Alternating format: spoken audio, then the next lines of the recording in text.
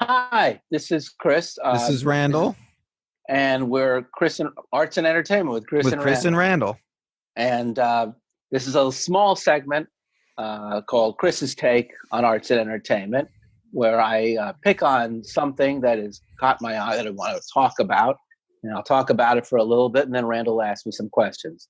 And if you can't tell, if I haven't already said it like in every single episode, or just by the sound of my voice, I'm from New York City.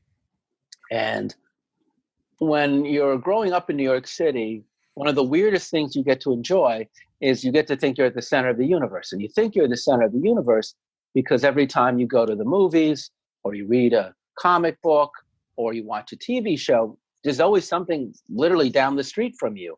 In fact, when I was a kid, there was a movie called Superfly. And there's a scene in the movie that was filmed in our living room growing up. So I had a next door neighbor. She was an actress in a soap opera. So I'd turn on the TV and I'd see my next door neighbor on the TV set. And then I'd step outside, she'd still be there. So your sense of reality is very bent. But I think because I was a kid and I would see like my own neighborhood in movies while I'm in the movie theater, I just assumed that the world was a very small place and everybody on planet Earth lived in New York City. But I started to notice, I think really when I went away to college in the Midwest, and I was finally, for the first time in my life, really living outside of New York City. And I would start to watch movies and TV shows in the rooms in the dorms with my buddies, most of whom were not from New York. And I'd start to realize like most people have never been to New York City. So I was constantly pointing out things like, no, that's not right. Like, that's not a real New York set, or no, you would never do that. Or I'd point out something very small that only a New Yorker would get. So this weekend, I am with my girlfriend and we watched two movies. One that took place there's a movie that came out right now called Bad Education, which is about Long Island in the early 2000s and a scandal that happened in the public school system. And Hugh Jackman and Allison Janney are in it, as is Ray Romano. And I love Hugh Jackman. And he's doing his best to have a Long Island accent, but it just never quite gels. And I love Allison Janney, and she's overdoing a Long Island accent. It's almost like a Saturday Night Live sketch. And there's Ray Romano, who really is from Long Island, who's just being Ray Romano. And I find immediately like it grades on me the comical or the off-putting. But then I'm also trying to explain to my girlfriend why, in Long Island, what public school your town has is very important because everybody's tax base in Long Island is based on that's probably true everywhere in the world.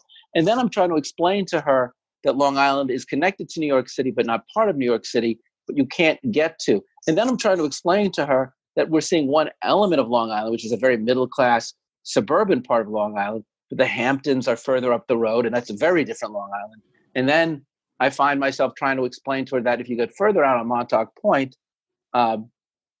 it's just farmland. And I get it that sooner or later, as I'm talking, I don't even know if anything I'm saying is really necessary for you to enjoy the show. But then they talk about like what airport he's going to use. And they're like, are you going to fly out of Kennedy or Newburgh? And I'm like, Newburgh? No. You're going to fly out of Kennedy or Islip? Not Newburgh. You'd never go to Newburgh. I said, well, if you ever flown out of Islip, of course.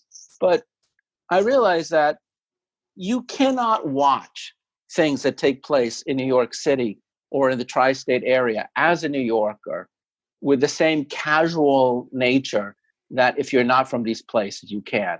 And the stuff that I like the most is obviously the stuff that's like spot on. But then I watched a romantic comedy yesterday with her that was showing romantic comedy in New York. And like, no one in New York really has so much money that they can live like that. Or that place that looks like a prop, no, that's real. So what am I saying here?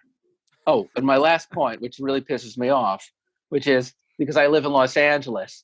So there's a part of downtown Los Angeles where they use the tall buildings are. And they always, anytime you see a movie like The Avengers or anything where there's a fight scene in New York City or an action scene in New York City, you'll see buildings from New York City. And then they'll cut to this little part of either Culver City or downtown LA that I know for a fact where it is. And it pisses me off. So my hot button, and I guess it'll always be, is either things are so New Yorky that only a New Yorker can get it, or things are so fake New Yorky that it's propagating a myth of New York that I want to tell everyone doesn't exist. And I think I'll always have this problem. So that's my rant. You got some questions for me, please? All right. man? Yeah. Well, it was very interesting. I mean, I always got the impression growing up watching stuff set around New York, East Coast area, especially anywhere on the East Coast. There was always like this assumption that people knew the geography of what was going on. I mean, because I guess most people in the country live on the East Coast somewhere, and New York is huge. I mean, New York's got a lot of people. So I guess my question, what is so irritating to you about it? I mean, is it just they get the geography wrong, or? I think it's any false note.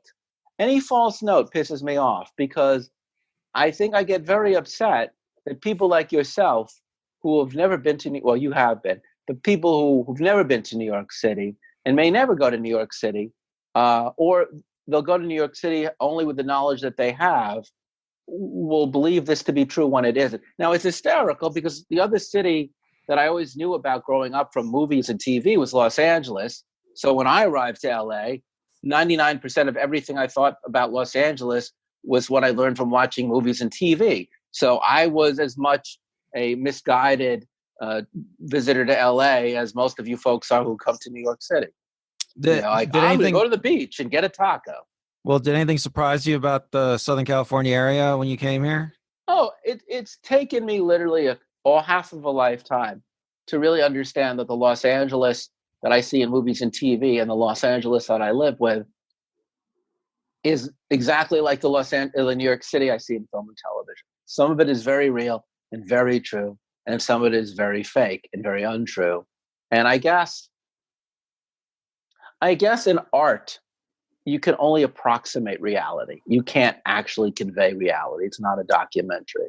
So the choices that they make to make Los Angeles or New York City look or feel a certain way because it serves the story, it bothers me, but that may be the only way to do it. Or at least that's the way that they choose to do it. It upsets me now. Why does it upset you? Because it's not the real experience, and because I have had the real experience, it becomes propaganda. Well, how does somebody get the real experience? Going on Google Street View, maybe? I guess to be honest with you, and this is true, I guess if you like films from England, you love London. Another place that I remember going to only with the knowledge I had gotten from film and TV, or Las Vegas. I guess every place I've ever gone to that is a major point of destination, whether it's Las Vegas or Paris or London or Chicago, it always comes in with what I've learned from TV and film for the most part. So there's always going to be a disconnect between what I expect and what I see. And I'm sure, friends of mine pointed out to me when they saw it when Harry Met Sally, that they're on the Eisenhower Freeway and they're going in the wrong direction. So everybody in Chicago could pick that up.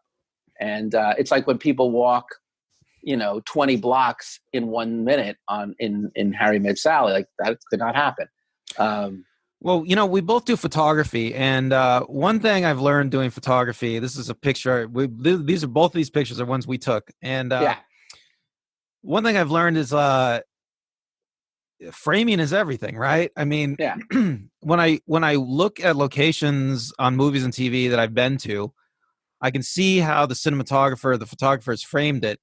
And they've definitely almost always have framed it in a way that can be misleading, that probably is misleading, and do you ever feel obligated to tell people, hey, this is not the truth? You mean with my photography or with other people's photography? With your photography, like if someone said, Randall, that's an amazing with my photo. photography, you no. Ever say, well, I cropped it. I like right behind it right now, it looks like you and I are outside when we're not outside. Well, look, with my photography, no, because I am kind of obsessed with trying to capture reality in photography. Well, then with other And people's photography. with other people's photography, it's like any other art. It's like when I evaluate art, I'm trying to understand what the artist is trying to express, what their intention is. Okay, and I know that's not a very postmodern thing to say, but but I think the postmodernists are wrong about artist intention. But yeah, when I evaluate art, I'm looking for the artist's intention, and most of the time I can see why they did what they did. Okay, why they cropped it, it's misleading, because they're using the location as raw material for their art. It's like if you're shooting, like I remember there was a film professor I had who talked about how in Dirty Harry, the cinematographer made San Francisco look dirty and gritty and ugly, when Yeah. San Francisco is one of the most beautiful cities in the world. And so the cinematographer goes into San Francisco and finds the dirtiest, ugliest parts of San Francisco, puts only those parts in the frame. And because they're trying to accomplish something. Well, you reminded me of something that actually is very weird and strange. So I remember watching last year The Joker, and The Joker is filmed mostly in New York City. Yeah, what'd you think about that? Well, two things. First off, I was really impressed by the fact that they were able to find so much of New York City. I mean, there's a little bit where they really had to kind of use old cars, and they had to make Times Square look a little bit more like the old Times Square. But with the exception of like this, and they did a great job, by the way, of making new Times Square look like old Times Square. But 90% of the film is, for the most part, the actual buildings and architecture, subways and streets of contemporary New York. But they found something in it. They did something that was pretty cool, which is they made it look like New York in the past. They made it into a fictional city of Gotham. And I thought it was one of the most authentic actual films of New York City, because even though New York was doubling for the role of Gotham, and even though it was supposed to be in the 70s or 80s, it conveyed a very real part of New York City that exists today in the buildings and the architecture that no one ever shows in contemporary film. So actually, The Joker's like the opposite of, say, the Sex and the City TV series, or a Woody Allen movie where everybody is only living on the Upper East Side and is white. It showed a certain kind of New York City that's been there all my life. And, Gotham City was created by Bob Kane, who grew up in New York City. And a lot of the artists for the Batman who drew New York City were artists who lived in New York City. So, even the idea that Gotham should look like New York City always has made sense to me, because Gotham has always been New York City. It's a perfect double, as opposed to when you normally watch a Batman movie and it's either a billion sound stages or it's like the Christopher Nolan films where he would take Chicago, New York, Pittsburgh, and Los Angeles and make them into an amalgamated city. Well, I guess I want to say something about that because you made me think of it. I think the Joker movie was shot for a relatively limited budget. And when you see like low budget movies, B movies, amateur photography, low budget stuff, low budget art, they're much less likely. It does become more authentic to the location, right? Because they're much less likely to close off streets and like have a decorator come in and fix up the building, give the building a treatment. I mean, this is what the Hollywood movies do, right? They come in, they give the building, they do treatments. They hose down the streets for every shot with water. I think the Joker did that, but it still has the raw ugliness or the real feel of the city as it looks, as opposed to being a little gussied up. Yeah, I mean, yes, I'm saying that like,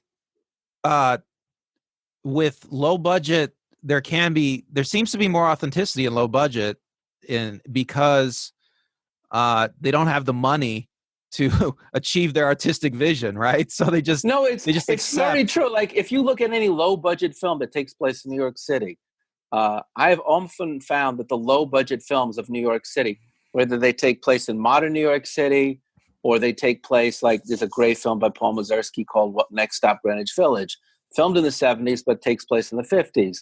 But Paul Mazursky also did a film called Moscow on the Hudson, which was filmed in the early 80s and took place in New York City in the early 80s. And again, he's not a guerrilla filmmaker. He's got a budget. It's just not a large budget. But those movies do a much better job than the superhero movies, which probably, for the most part, with the exception of the Joker, show the most artificial New York City you could possibly see. I'm reminded there's a chase scene in The French Connection where the director later said they just went out on the street and shot it. And it's Friedkin, one of the Friedkin. It's one of the greatest chase scenes you've ever seen in a movie ever, and probably the greatest. French Connection is one of the greatest New York City movies ever made because, and I remember listening to the director's cut. They just used real location. Every shot, every interior, every exterior. They don't use sound stages. They're just using real locales. And some of them are the exact locales in which the story was based on. Some of the background actors are cops, ex-convicts. It gives you such much more of a sense of what that New York was at the time. And I think I've always, I made a slight digression, but as I get older, I realize I love movies and TV shows with a lot of exterior shots because I like to have a true sense of place when I watch a TV show. And I hate sound stages, and I hate shows where it's almost all interiors and a few establishing shots. Because I really think, for me, part of what's good narrative isn't just actors, but the actual environment itself. You know, like a show, not New York, but I'm going to pick on it right now. Everyone's watching is, say, Ozark. But Ozark is outdoors a lot. They use a lot. Well, have you noticed that's a trend in the Netflix properties? They almost every new Netflix project that they're putting money into, that they're producing themselves, they choose a part of the country or the world to shoot it in first. It seems like, and then. But I will say this much about Ozark. So Ozark. But it gives you that authenticity. Is my point? It does, like what you're talking about. But here's the point, and it's the last point I'm going to make. Ozark is supposed to take place in Missouri, right? Missouri. And you always see them on the lake, and there's this beautiful lake in Missouri. And I'm watching it with my girlfriend, and she tells me, that's in Atlanta. So even Ozark doesn't actually, it commits the same problem.